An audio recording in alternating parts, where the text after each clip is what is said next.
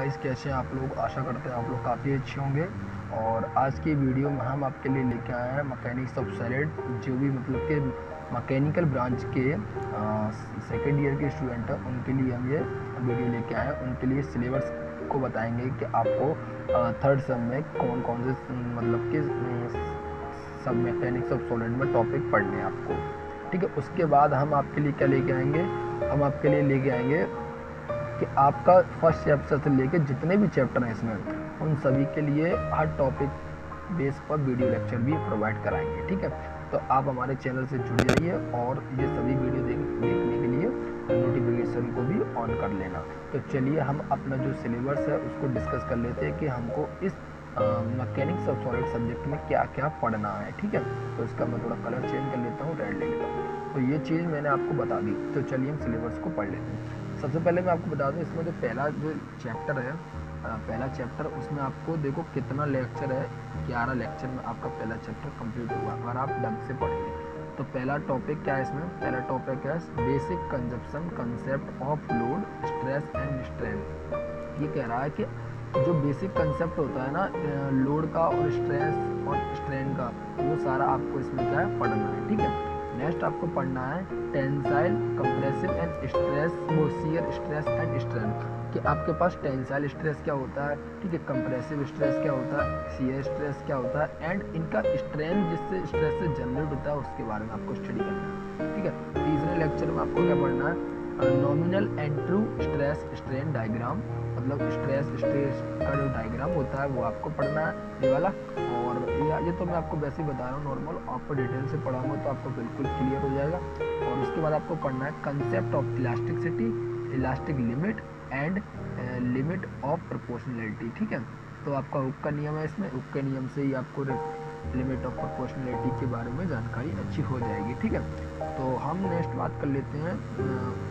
Fourth lecture में आपको क्या पढ़ना है, Hooke law, young modulus of elasticity और नॉमिनल स्ट्रेस, यील्ड पॉइंट पढ़ना है, प्लास्टिक स्ट्रेस पढ़ना है, अल्टीमेट स्ट्रेस पढ़ना। मतलब कि जितने भी आपके स्ट्रेस स्ट्रेन डायग्राम में जितने भी आपके पास जो पॉइंट बनते हैं, जैसे कि ये यहाँ से लेके ऐसे, तो वो आपको सारे पॉइंट इसी में आपको पढ़ने हैं, जो कि आपके एग्जाम में मोस्ट इम्पोर्टेंट क्वेश्चन और हर बारी आपको पूछा जाता है। एक डक्टाइल मटेरियल के लिए पूछा जाता है, एक आपके पास ब्रिटल मटेरियल के लिए पूछा जाता है, तो हम उसको भी स्टडी करेंगे। नेक्स्ट हमारा 6th लेक्चर है, उसमें वो आपके पास 5th लेक्चर है, उसमें आपको क्या पढ़ना है, percent elongation, prove stress and stress working, factor of safety. और उसके बाद आपको पढ़ना है पॉइजन रेशियो। पॉइजन रेशियो काफ़ी इंपॉर्टेंट टॉपिक है।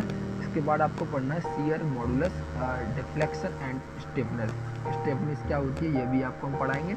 ठीक है, तो अगर आपने को इन जितने भी टॉपिक मैं आपको बता रहा हूँ चैप्टर वाइज, अगर आपको अच्छी तरीके से स्टडी करना है तो आप इस चैनल से जुड़ जाइए, क्योंकि एक तरीके से ऐसा कंटेंट लेके आने वाला हूँ जो हिंदी इंग्लिश दोनों में ही लैंग्वेज में लिखा होगा।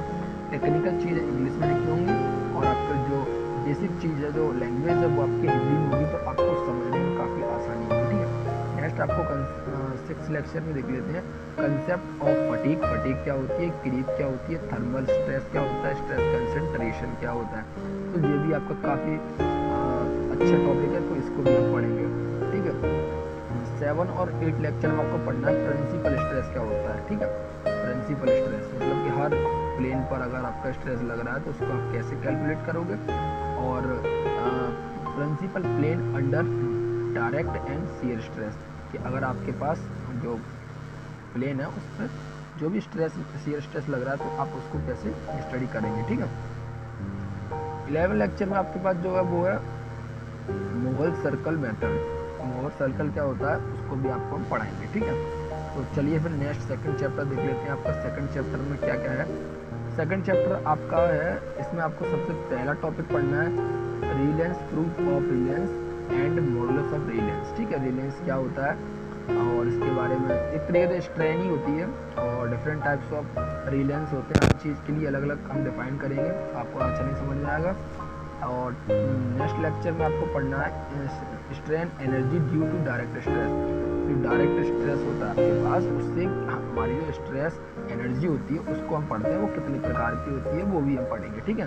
और 14 लेक्चर मतलब कि इसके नेक्स्ट लेक्चर में पढ़ेंगे stress due to graduation and sudden and failure load, ठीक है, वो फेलिंग लोड।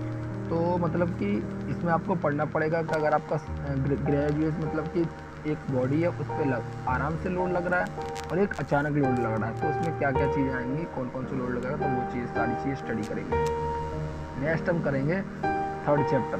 थर्ड चैप्टर भी आपका काफ़ी मोस्ट इम्पोर्टेंट है, इसमें से करीब आपका 10 नंबर का भी आ सकता है और 5 नंबर का तो आना ही आना है, ठीक है। तो इसमें हम सबसे पहला जो लेक्चर लेंगे वो लेंगे concept of movement of inertia, second movement of area and radius gyration, ठीक है। नेक्स्ट लेक्चर में हम पढ़ेंगे theorem of perpendicular axis and parallel axis. Next lecture में पढ़ेंगे सेकंड मूवमेंट ऑफ इनर्शिया मतलब कि area of common geometric section, जैसे कि आपके पास रेक्टेंगल का मूवमेंट ऑफ इनर्शिया कैसे डिफाइन करेंगे, ठीक है, ट्रायंगल का कैसे करेंगे, सर्कल का कैसे करेंगे, ठीक है। तो ये सारी चीज़ हम इसमें देखेंगे। और आपके पास second movement of inertia L T and I section, मतलब कि कोई टी सेक्शन है, ठीक है, कोई आपके पास एल सेक्शन है, ठीक है, कोई आपके पास आई सेक्शन है, डिफरेंट टाइप के सेक्शन है। तो उस पर कैसे मूवमेंट ऑफ इनर्शिया आपको डिफाइन करना होगा, उसके न्यूमेरिकल भी हम आपको कराएंगे, ठीक है। तो चलिए फिर नेक्स्ट लेक्चर में देखते हैं क्या है सेकंड मूवमेंट ऑफ इनर्शिया, मतलब वही सेक्शन वाले बात मैंने आपको बताई है, तो वही आपको पहले फर्स्ट से निकाल लेंगे, सेकंड से निकाल लेना है। नेक्स्ट जो लेक्चर है वो 6 लेक्चर है, तो 6 लेक्चर में आपको क्या पढ़ना पड़ेगा, 6 लेक्चर में आपको पढ़ना पड़ेगा कंसेप्ट ऑफ बेंडिंग स्ट्रेस, ठीक है, कंसेप्ट ऑफ बेंडिंग स्ट्रेस कि बेंडिंग स्ट्रेस क्या होता है। कोई भी आपके पास शाफ्ट है, ये अगर मैं यहाँ से लोड लगाऊंगा तो इस तरीके से बेंड हो जाएगी, तो इसका बेंडिंग के लिए क्या फार्मूला होता है, इस फार्मूला का डेरिवेशन कैसे डिफाइन करेंगे, तो वो सारी चीज़ें इसमें स्टडी करने वाले हैं नेक्स्ट आने वाले लेक्चर में। तो उसके बाद हम पढ़ेंगे theory of simple bending, simple bending क्या सिद्धांत क्या थ्योरी है। उसके बाद मोस्ट इम्पोर्टेंट क्वेश्चन होगा use of equation sigma by equal to M upon I equal to E R and concept of moment of resistance, मतलब कि sigma upon Y M upon I E upon R क्या होता है। ये तो आपका bending stress हो गया, ठीक है, न्यूट्रल एक्सिस तक की दूरी की मूवमेंट ऑफ वो मूवमेंट हो गया बेंडिंग का, ठीक है, मूवमेंट ऑफ इनर्शिया हो गया, ये आपका इलास्टिक मॉडुलस हो गया, ये रेडियस ऑफ शाफ्ट हो गया। तो ये सारी चीज़ आप कैसे पढ़ोगे, कैसे इसमें से आपका डेरिवेशन बनेगा, तो वो सारी चीज़ हम कैलकुलेट करेंगे, ठीक है। जो आपके जैसे कि कोई भी आप शाफ्ट बना रहे हैं तो शाफ्ट बनाते समय आपके पास उसका बेंडिंग पॉइंट कौन सा होगा, कहाँ पर वो फेल हो जाएगा, तो वो सारी चीज़ हम इसी के इक्वेशन द्वारा निकालेंगे।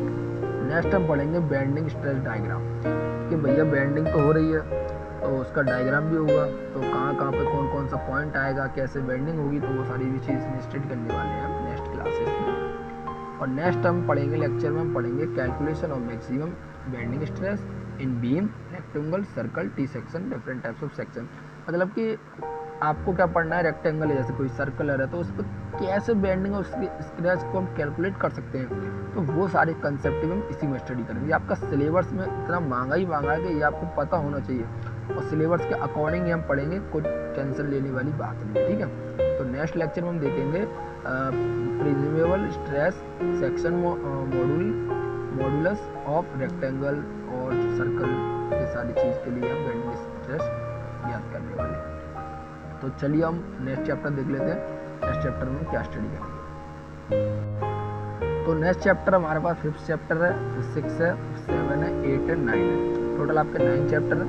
तो 5th आपका चैप्टर में हमको क्या पढ़ना है, हमको पढ़ना है सबसे पहला जो आपका लेक्चर लगेगा वो लगेगा कंसेप्ट ऑफ टॉर्जन।